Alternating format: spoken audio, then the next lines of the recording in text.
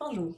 Donc, maintenant, on va parler des piles galvaniques. Donc, c'est une petite application des réactions d'oxyde de réduction. C'est sûr que là, c'est juste un petit échantillon qu'on va voir dans ce cours-ci, mais il y a vraiment beaucoup de choses qui peuvent se passer en oxyde de réduction, mais ça va être comme un peu juste une petite introduction.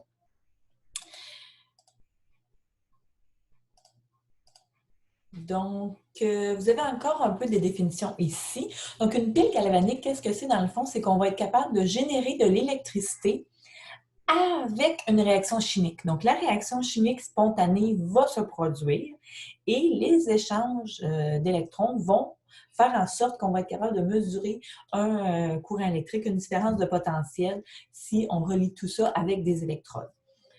Donc, vous avez des choses à savoir ici, que l'anode va être l'électrode où se produit l'oxydation, tandis que la cathode va être l'électrode où se produit la réduction. Là, je vous ai souligné le O et le R. C'est juste un petit truc mémotechnique si vous voulez le mémoriser, que l'anode, ça commence comme avec une voyelle, tout comme le mot oxydation, donc c'est deux voyelles, tandis que la cathode et la réduction commencent, eux, par deux consonnes. Donc, c'est un petit truc mémotechnique pour le retenir.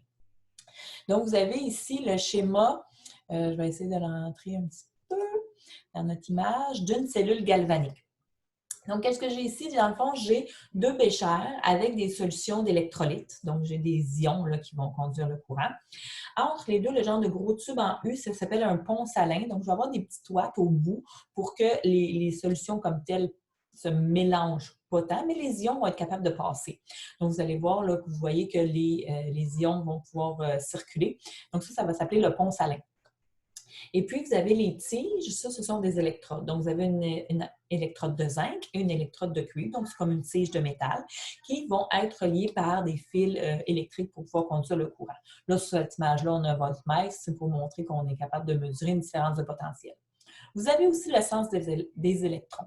Donc, qu'est-ce qui va se passer? C'est que à l'électrode de zinc, ici, on a comme un grossissement du phénomène. Le zinc est oxydé. Donc, j'ai du zinc solide qui va être oxydé, donc il va perdre des électrons. Donc, les électrons vont s'en aller. Donc, c'est ça, les genres de flèches rouges là, qui montent, c'est les électrons qui s'en vont dans le circuit électrique. Et en faisant ça, le zinc va devenir Zn2+. Donc, là, il va se dissoudre dans la solution. Donc, ça, c'est la réaction d'oxydation. Donc, les électrons vont traverser le fil pour se rendre jusqu'à l'électrode de cuivre. Donc là, les électrons arrivent, ce qui va permettre de réduire le cuivre. Donc, qu'est-ce que j'avais dans ce bécher-là? C'est que j'avais une solution de cuivre ion Cu2+, avec un contre-ion de SO4 2-. Donc, je ne pouvais pas mettre juste du cuivre tout seul. Donc, le cuivre Cu2+, va capter les électrons qui arrivent en provenance du fil et de l'électrode, de telle sorte que le cuivre va être réduit et devenir Cu solide. Et le Cu solide va se coller sur la paroi de l'électrode. Donc, la masse de l'électrode de cuivre va augmenter. Donc, on aurait pu la peser avant l'expérience, puis après l'expérience, on aurait trouvé qu'une masse, la masse a augmenté. C'est le cuivre solide qui s'est attaché à l'électrode. Donc, on avait une réaction d'oxydation et une réaction de réduction. Donc, les deux ensemble, dans ce cas-ci, sont la réaction totale, c'est notre redox qui est spontanée et qui a pour effet de générer un courant électrique. Donc, ça, c'était une cellule galvanique.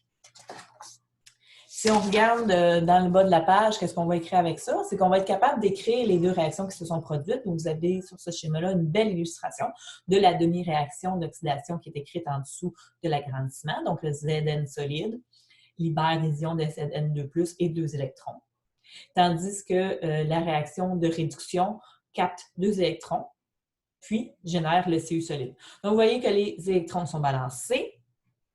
Les charges aussi sont balancées. Donc, ça, c'est à observer. Si du côté des réactifs, la somme des charges est de 0, la somme des charges du côté des produits va être aussi de 0, même si les espèces ne sont pas nécessairement neutres. Donc, j'ai une espèce de plus et j'ai 2 électrons négatifs. Donc, tout ça ensemble, ça fait une charge neutre, globalement. Et vous avez en bas la réaction nette, dans laquelle on ne voit pas les électrons parce que, dans le fond, il y a autant d'électrons perdus que gagnés. Donc, de façon nette, pas que c'est pas comme s'ils n'avaient pas réagi, mais on ne les voit pas apparaître dans l'équation globale.